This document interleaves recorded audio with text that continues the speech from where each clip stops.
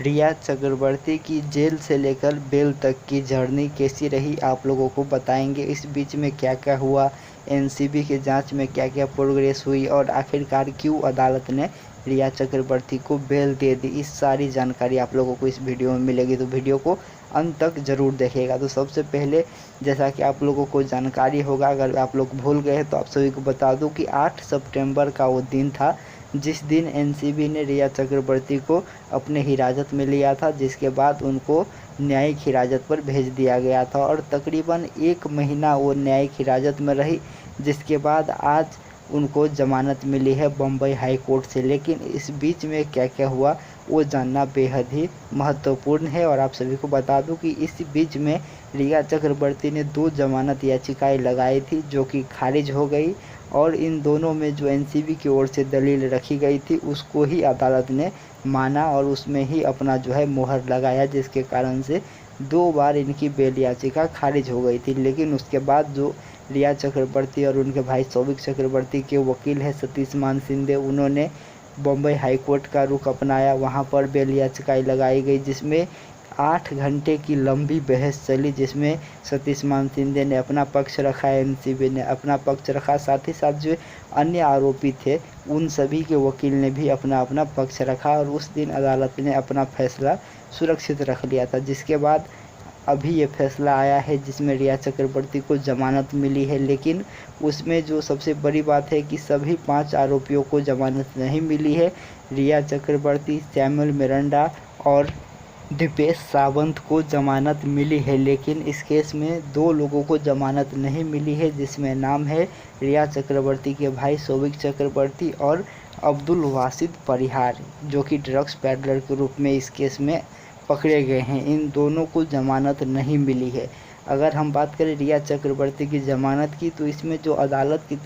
तरफ से मुख्य बात सामने निकल के आई, जो कि एनसीबी भी इस पर अपना आगे का प्लान करेगी, इसके बारे में आगे अपनी रणनीति बनाएगी, वो है कि एनसीबी ने अदालत में कहा था कि रिया चक्रवर्ती जो कि पब्लिक फिगर है, इसलिए इन पर सख्त रुख अपनाया जाए, क्योंकि इनसे जो है युवा कहीं ना कहीं इनको फॉलो करते हैं और अगर ये गलत काम करते हैं तो इनसे जो है समाज में गलत मैसेज जाएगी। जिस पर अदालत ने बहुत ही ज़्यादा महत्वपूर्ण टिप्पणी की है और अदालत ने कहा कि जी बिल्कुल नहीं, अदालत के नज़र में आम लोग हो या सेलिब्रिटी हो सभी एक समान होते हैं और अदालत किसी भी भेदभाव के साथ फैसला नहीं करती है, चाहे वो सेलिब्रिटीज हो चाहे वो आम आदमी हो, सब के लिए बराबर कानून है और कानून से ऊपर कोई नहीं होता। यानी कि जो एनसीबी की तरफ से कहा गया था कि ये सेलिब्रिटीज़ है, इनकी यूथ में फ्लोइंग है, इसलिए इन पर सख्त कार्रवाई हो, इस बात को जो है बम्बई हाई कोर्ट ने नकार दिया है और कहा है कि ऐसा बिल्कुल नहीं होता है। जो अदालत है, जो कानून है, जो न्याय व्यवस्था है, वो सब के लिए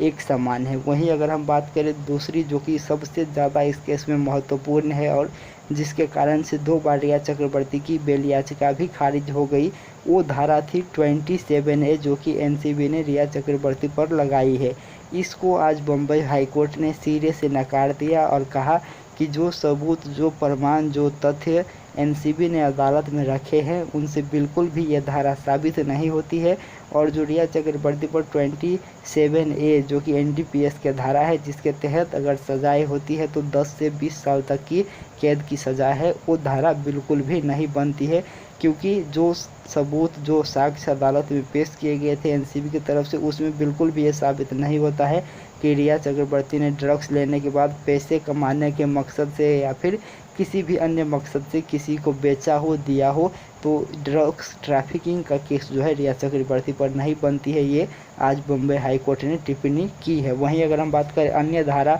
जिसको सिरे से बम्बई हाई कोर्ट ने नकार दिया है, जो कि एनसीबी ने रिया चक्रवर्ती पर लगाई थी, तो वो धाराएँ हैं धारा 19 और धारा 24। इन दोनों धारा को भी बम्बई हाई कोर्ट ने नकार दिया है और इस पर भी जो एनसीबी थे उनके तरफ से उतना साक्ष्य नहीं रखा गया कि बम्बई हाई कोर्ट इस धारा को माने। तो आज बम्बई हाई कोर्ट में एनसीबी के लिए कई बड़े झटके लगे हैं, क्योंकि जिस तरीके से रिया चक्रवर्ती पर धारा लगाया गया था एनसीबी के द्वारा, जिस पर उनके वकील लगातार कहते आ रहे थे कि गलत धारा लगाया गया है, इस केस में यह धारा बनती ही नहीं है, तो कहीं ना कहीं आज वो बात जो बम्बई हाई कोर्ट है उसमें मानी है, उस बम्बई हाई कोर्ट ने उस बात को सराहा है, उस पर अपना मोहर लगाया है और इसी के तहत जो है बेल को याचिका को मंजूर कर दी गई है। वहीं अगर हम बेल याचिका के शर्तों की बात करें तो उसमें कुछ शर्तें भी लगाई गई है, जिसके तहत रिया चक्रवर्ती को अपना पासपोर्ट जमा कराना होगा। वहीं अगर हम बात करें तो उनको 1 लाख रुपया भरना होगा। अगर हम अगले बात करें तो उनको 10 दिन तक सेंटा क्रूज पुलिस स्टेशन जाकर के हाज़िरी देनी होगी वहाँ पर। अगर वो बम्बई से बाहर जाना चाहती है तो जो जांच एजेंसी है उनको बता कर के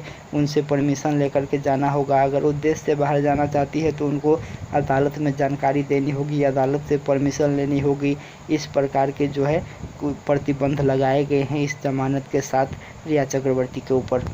तो अगर हम जो आज का जजमेंट है उसको ओवरऑल देखें तो इसमें ये बात बिल्कुल स्पष्ट तरीके से आया है कि जो जो धाराएं एनसीबी की ओर से रिया चक्रवर्ती पर लगाए गए थे वो कहीं ना कहीं गलत धारा थे, वो धारा रिया चक्रवर्ती पर नहीं बनती थी। इस बात की जो है आज बम्बई हाई कोर्ट ने पुष्टि की है, क्योंकि 3 धारा को तो रिया चक्रवर्ती पर जो लगाए गए हैं एनसीबी द्वारा उसको बम्बई हाई कोर्ट ने सिरे से खारिज कर दिया, रिजेक्ट कर दिया और कहा कि ये धाराएं बिल्कुल भी नहीं बनती है। तो अब एनसीबी को देखना होगा कि इस पर और क्या रणनीति बनाते हैं। एनसीबी की तरफ से इस पर कहा गया है कि हम जजमेंट पढ़ेंगे पूरा, उसमें क्या क्या मामला है,